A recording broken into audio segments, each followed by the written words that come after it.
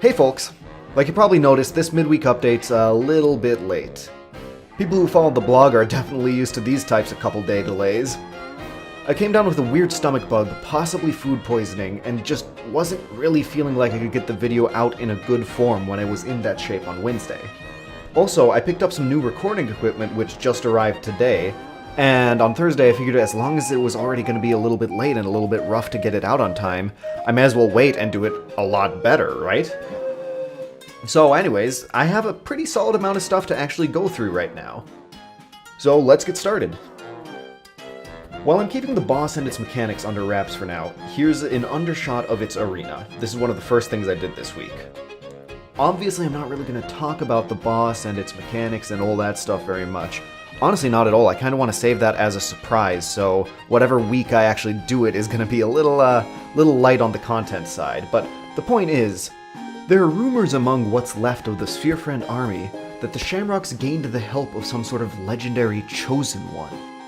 This Shamrock is said to be able to channel the true force of the ancient technique of slam orbing, but all Sphere Friend spies who have attempted to see him with their own two eyes have never returned. Perhaps the Chosen One is simply a rumor started to demoralize the Sphere Friend forces, or perhaps he's picked the top of the mountain to make his base of operations. Next up, as you probably might have guessed from the title, I've now actually implemented moving platforms. They ended up being surprisingly difficult to put in, much more so than I expected due to weird quirks with Unity's lerping functionality. Like, I got them to move between two places just fine, but it didn't look good, so it took a little while to get them to actually look good when they moved, but the end result is they have a really nice and really smooth movement. And, of course, the important part of them, Catboy moves along with them, both when standing on them and when hanging off of them. Surprisingly enough, I also didn't have any issues with the moving platforms pulling Catboy inside of the walls. His own movement physics handle that just fine. Now, like most similar features I've implemented, moving platforms are very dynamic as well. I can set certain platforms to be automatic or just activated by a signal that's fired by, say, a button press or a lever being pulled or something like that. And I can also set them up to choose whether they're activated or not based on level-specific flags that I implemented when I did the dog jail. People who've been following the text midweek updates should remember that update. I'd also like to mention that I came up with a cool system for implementing chains, as you can see here on this elevator. I won't go into the specifics of it because it's just a lot of boring trigger-related stuff, but the core of it is I can dynamically create and shrink chains, and also set certain areas where they become partially invisible, to sort of give the illusion of coiling up inside of something. I'll also take this moment to remind people that this elevator will serve as a shortcut in the full game, and it won't be just sort of automatically going and just letting people skip all of the content I've been working on for the past few weeks.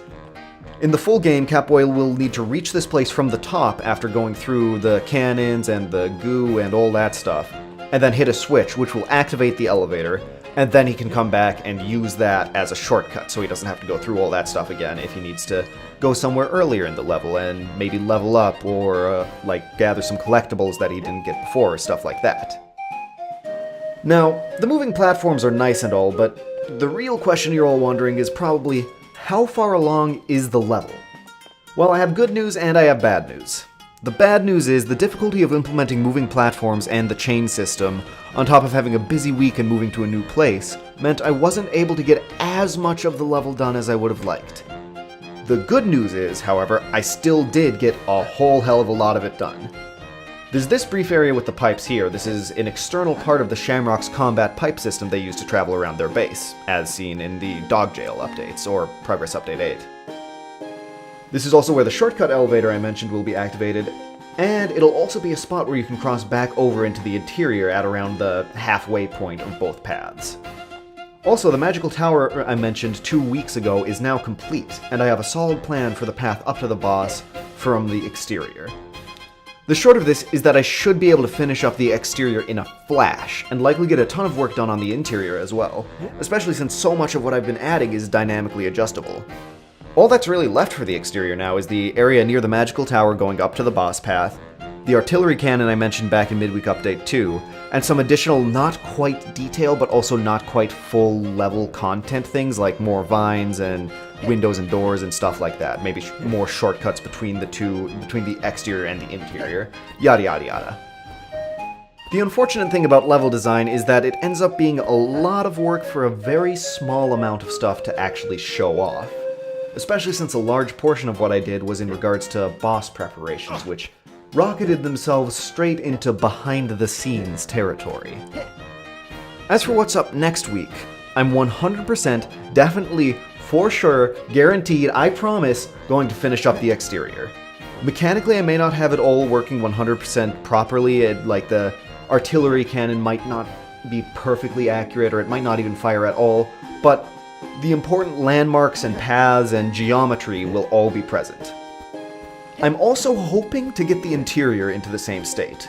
I had some creative block on that too in the past, but that short discussion I had on my Twitch channel that I mentioned last week completely cleared that up. So I have the ideas, we'll just see how quickly I can actually implement them and structure them into actual level content. Lastly, I'd like to talk about my plan for midweek updates in the future. A third reason that I delayed this one that I didn't mention yet is that I kind of want to shift midweek updates to a time that's, well, not midweek. People who followed the blog last year will remember how often school stuff would conflict with midweek update production, and that was when they were just in text form. So, as stupid as it sounds, because I'm going back into university soon, midweek updates are now going to progress to releasing on the weekend. This will let me devote an entire day to working on the update, and will help me stick to a more rigid schedule as a result. As such, next week's update is either going to be on Saturday or Sunday, depending on if I feel like I can use the extra day to crunch some more solid content into the midweek update. I'm aiming for Saturday, but we'll see what happens. As always, you guys can check out the video description for links to other fantabulous game-related social outlets. I announce when a midweek update is going to be delayed, like this one was, on Twitter and also on the Discord. And of course, if you just want to stay up to date on the crucial midweek update related information, you should subscribe to the channel or follow the blog. Thanks for watching everyone, and I'll catch you guys next week.